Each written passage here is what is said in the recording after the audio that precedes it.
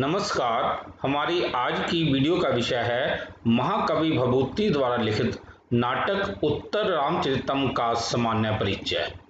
मैं डॉक्टर सलील Kumar, associate professor, आपका KRM DAV college Nakodar की ऑनलाइन डीएवी डिजिटल पाठशाला में स्वागत करता हूं। महाकवि भभूति ये संस्कृत के बहुत बड़े विद्वान थे। इन्होंने 3 नाटक लिखे हैं, महावीर चरितम, मालती माधव तथा उत्तर रामचरितम।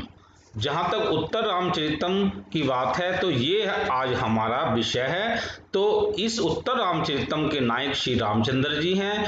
ये वाल्मीकि रामायण पर आधारित जो उत्तरकांड है उस पर है कि जब रामचंद्र जी लंका को जीतकर अयोध्या आए थे, उसके बाद की कथा पर ये नाटक लिखा गया है। तो अब ये हम दृश्य देखते हैं। ये सीता जी हैं, ये वाल्मीकि आश्रम में इन छोटे छोटे बच्चों का पालन पोषण कर रही हैं। लव कुश इनके ये प्यारे से छोटे से बच्चे हैं। तो इस प्रकार ये कथा है। तो अब हम आते हैं। इसको करने से पहले हम गुरु नानक देव यूनिवर्सिटी के द्वारा जो पाठ्यक्रम निर्धारित है उस पर जरा निगाह मार लेते हैं। अब जैसे लौकिक साहित्य 40 नंबरों का दिया गया है, नीति कथा साहित्य में पंचतंत्र हितोपदेश का सामान्य परिचय, महाकाव्य है कुमार संभव शिशुपाल वध किरातार्जुनीय का सामान्य परिचय, अभिज्ञान शकुंतल और स्वपन वासुदत्ता तथा उत्तर रामचरितम। हम यहाँ से पंचतंत्र से लेकर स्वपन वासुदत्तम तक के सभी वीडियो आपके प्रस्तुत कर चुके हैं। आज हम उत्तर रामचरित को आपके सामने प्रस्तुत कर रहे हैं। भभूति एवं उनके उत्तर रामचरितम का साहित्यिक परिचय। संस्कृत के महान नाटककारों में कालिदास के बाद भभूति का नाम लिया जाता है। यह विदर्भ देश अर्थात बड़ार के पदमपुर नामक नगर के निवासी थे। इनका जन्म एक उदंबर वंशी ब्राह्मण परिवार में हुआ। इस वंश के ब्राह्मण कृष्ण यजुर्वेद के तैत्तिरीय शाखा को मानने वाले, वेद वेदांगों के ज्ञाता तथा सोमयज्ञ को करने वाले थे। इनके पिता का नाम नीलकंठ था तथा इनकी माता का नाम जातुकर्णी था। इनके दादाजी अर्थात पितामह जी का नाम भट्ट गोपाल था और इनके गुरुजी का नाम गुरुनिधि था। भभूति कन्नौज के राजा यशोवर्मा के आश्रित कवि थे। भभूति का समय 650 ईस्वी से 700 ईस्वी के बीच रहा होगा। आचार्य मम्मट, धनंजय, सोमदेव, वामन और राजशेखर ने अपने काव्य शास्त्र ग्रंथों में भभूति के ग्रंथों के उद्धरण दिए हैं, अर्थात इनके श्लोकों को वहां पर इन्होंने उदाहरण के रूप में दिया है। भभूति ने 3 नाटक लिखे हैं। महावीर चरितम, इस नाटक की कथा का मूल स्रोत वाल्मीकि रामायण है। भभूति ने रामायण की कथा में कुछ परिवर्तन किए हैं। इस नाटक में राम के वनवास में रावण द्वारा षड्यंत्र किया जाना, उसकी बहन शूर्पणखा मंथरा का रूप धारण करके सारा को चक्र फैलाना और बाली के वध का कारण रावण का सहयोगी होना वर्णित है। इस नाटक का मुख्य रस वीर है। आगे है इनका दूसरा नाटक मालती माधव। इस नाटक में मालती और माधव के प्रेम और विवाह की काल्पनिक कथा का वर्णन किया गया है। इस नाटक का मुख्य रस श्रृंगार है। इस नाटक की भाषा तथा शैली में भी यथाअवसर सरलता एवं सजीवता का समावेश दर्शनीय है। अब हम आते हैं उत्तर रामचरित। उत्तर रामचरितम तो भभूति के तीनों नाटकों में सर्वश्रेष्ठ कृति है। श्री राम का उत्तर चरित इस नाटक का वस्तु विषय है। इस नाटक के द्वारा भभूति ने अपने करुण रस के द्वारा महाकवि कालिदास को पछाड़ दिया है, ऐसा प्रतीत होता है। अर्थात उत्तर रामचरित में भभूति कालिदास से भी आगे बढ़ गए हैं, यह उक्ति सर्वत्र प्रसिद्ध है। इस नाटक में करुण रस ने चरम सीमा को स्पर्श किया है। कवि ने यहाँ अपनी मान्यता का पोषण किया है कि अकेला करुण रस ही निमित्त भेद से भिन्न होकर पृथक पृथक विवर्तों का आश्रय लिया करता है। इस नाटक में करुण रस के पूर्ण परिपाक को देखकर आलोचक कहते हैं कि भभूति के संबंध में भारती अर्थात वाणी पर्वतीय भूमि के समान शोभा देती है। इनके द्वारा अर्थात भभूति के द्वारा तो कारुण्य में और तो क्या पत्थर तक भी रोने लगते हैं।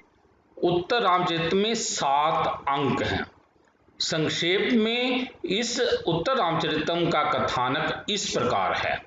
लंका से लौटकर आने पर श्री राम का राज्याभिषेक होता है। राज्याभिषेक के बाद राजा जनक के मिथिला लौट आने पर गर्भवती सीता उदास मन को बहलाने के लिए राम उसे चित्रशाला ले जाते हैं। वहां चित्रों को देखते देखते सीता थक कर राम के वक्षस्थल अर्थात छाती पर सो जाती है। इसी समय दुर्मुख आकर सीता के चरित्र के संबंध में प्रचलित लोकापवाद की सूचना देता है। राम कर्तव्य पालन के लिए सीता को भागीरथी दर्शन के बहाने लक्ष्मण के द्वारा वन में छुड़वा देते हैं। तदुपरांत सीता अपने जीवन का अंत करने के लिए गंगा में कूद पड़ती है। यहीं लवकुश का जन्म होता है। गंगा ने सीता की रक्षा की और उसके दोनों पुत्रों को महर्षि वाल्मीकि जी के पास उनकी देखरेख में सौंप दिया। दूसरी तरफ राम सीता के वियोग में दुखी रहते हैं। तदुपरांत राम अश्वमेध की तैयारी करते हैं। उनके अश्वमेध के घोड़े को लवकुश पकड़ लेते हैं। तब युद्ध छिड़ जाता है और राम के आने पर युद्ध रुक जाता है। राम की अज्ञात लवकुश के प्रति स्नेह भावना उमड़ पड़ती है। अंत में कवि ने सीता तथा राम का मिलन करवाकर नाटक को सुखांत बना दिया है। उत्तर रामचरितम का मूल आधार वाल्मीकि रामायण का उत्तरकांड है, परंतु भभूति ने इसे नाटकीय रूप देने के लिए मूल कथा में परिवर्तन किए हैं।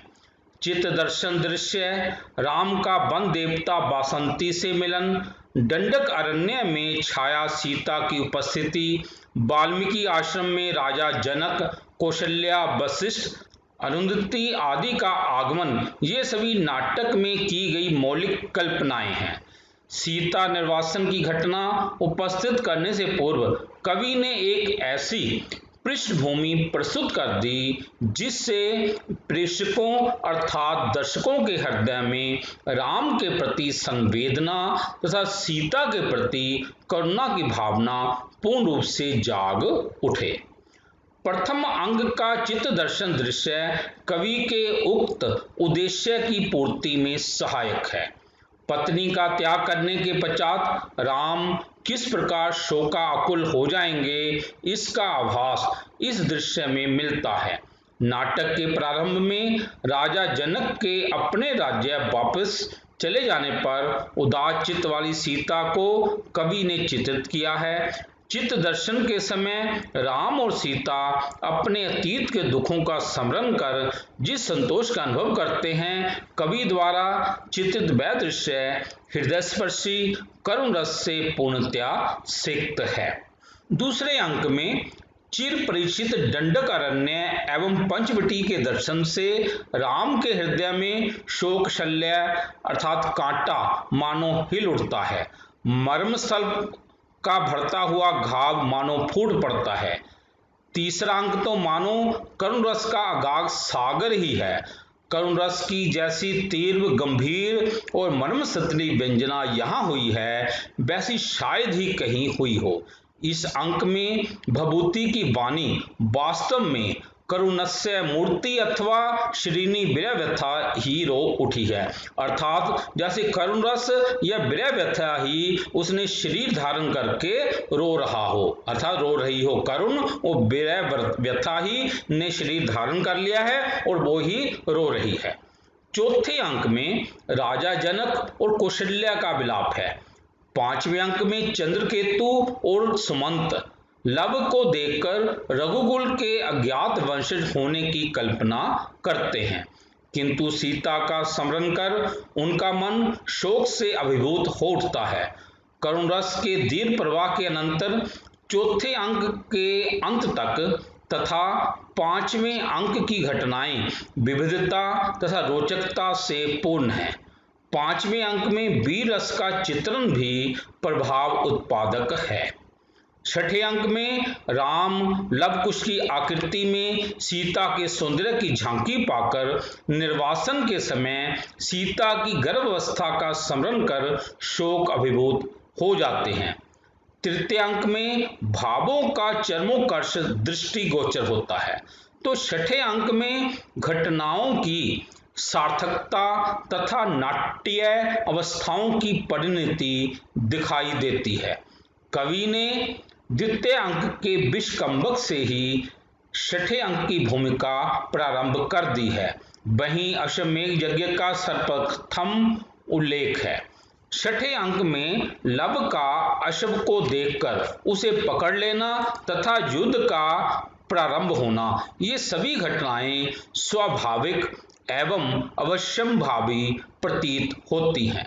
सातवें अंक का गर्भांक दृश्य नाटक की नाट्य कला की दृष्टि से अद्भुत एवं अभूतपूर्व है। नाटक को सुखांत बनाने में यह अंक विशेष रूप में सहायक है। इस अंक में सीता और राम का पुनर्मिलन है, किंतु इस मिलन के मूल में भी सीता निर्वासन का वह करुण अभिनय है जिसे देखकर राम प्रत्येक बार मूर्छित हो जाते हैं। वास्तव में सातवां अंक तीसरे अंक का ही नैसर्गिक चरम उत्कर्ष है, जिससे एक अपूर्व भाव, गांभीर्य और करुण की ही सुखद मधुर परिणति है। इस अंक में भभूति का करुण रस अत्यंत गंभीर और मर्म स्पर्शी है, जिसके अंदर तीव्र अंतर्वेदना प्रज्वलित हो रही है। इस व्यथा को प्रकट करने के लिए कवि ने विलाप और मूर्छा की दशा का बार बार चित्रण किया है, क्योंकि शोका अतिरेक की दशा में जी भरकर रो लेने से ही हृदय हल्का हो जाता है।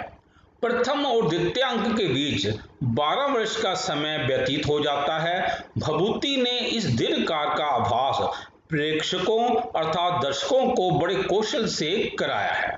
राम देखते हैं कि पंचवटी में पहले जहां नदियों की धाराएं बहती थी, अब वहां पर बड़े रेतीले मैदान बन गए हैं।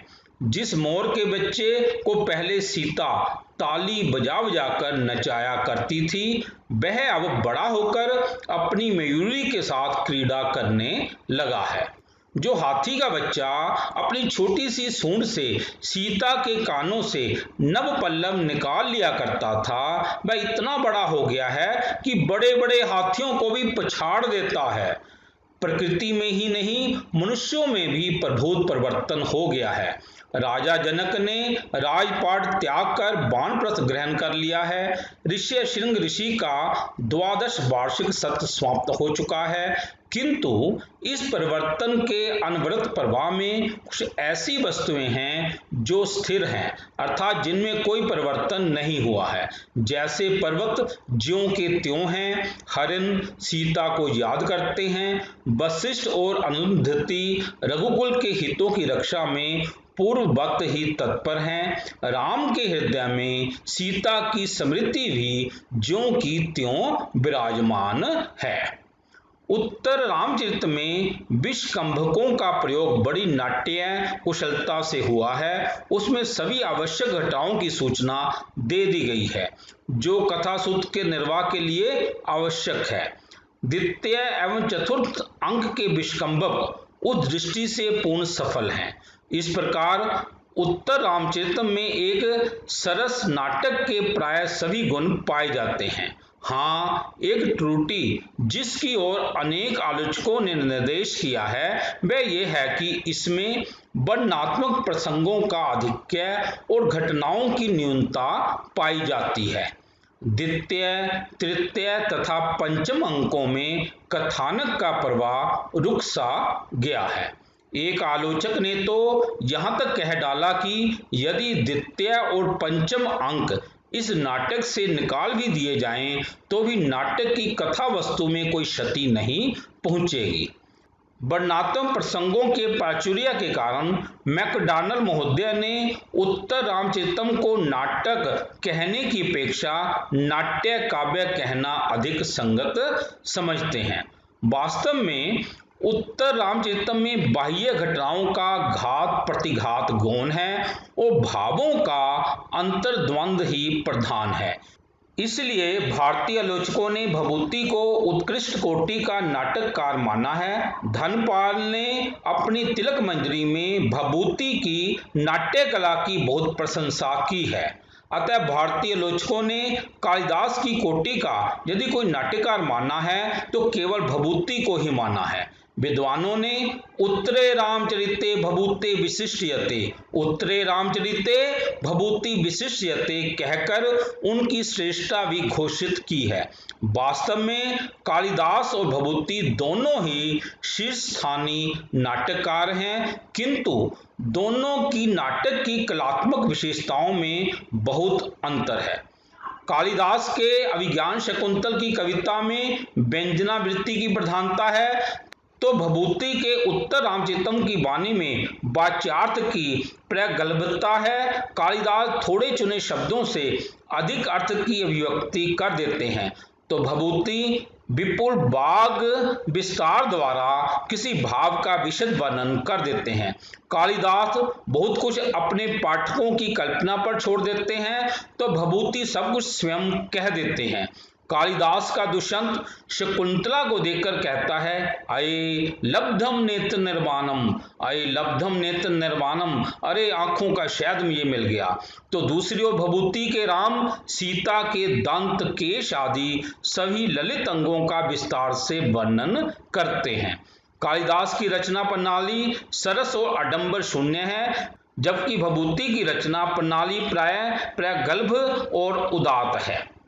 कालिदास अधिकतर मूर्त की उपमा मूर्त से ही करते हैं, जबकि भभूति मूर्त की उपमा अमूर्त से। यथा कालिदास बलकल धारणी शकुंतला की उपमा सिवार से लिपटे हुए कमल के फूल से करते हैं, तो भभूति सीता की तुलना मूर्तिमयी करुणा या ब्रह व्यथा से करते हैं।